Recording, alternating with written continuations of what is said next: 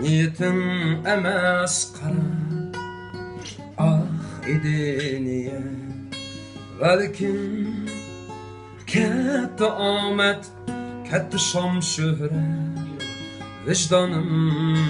yuli berdi küç kudret Velikin katta omad katta şam şöhret gururum tur dedi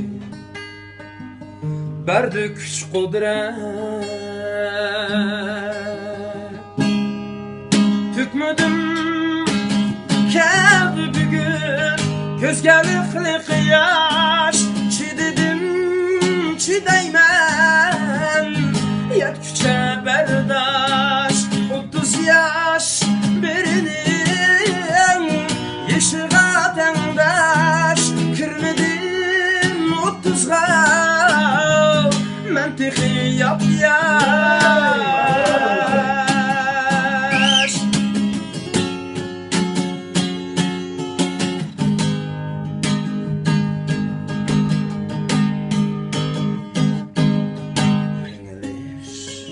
Ben üçün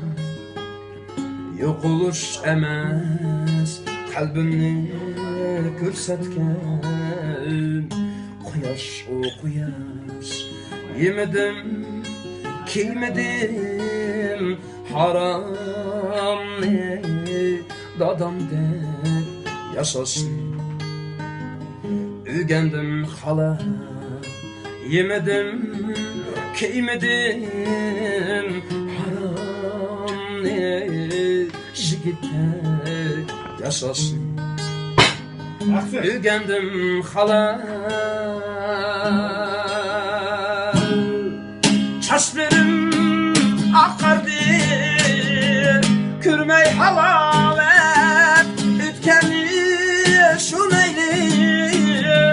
Kılma şikayet Hemmeni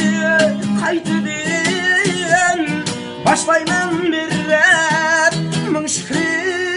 men hayat Oten salamet Min şükri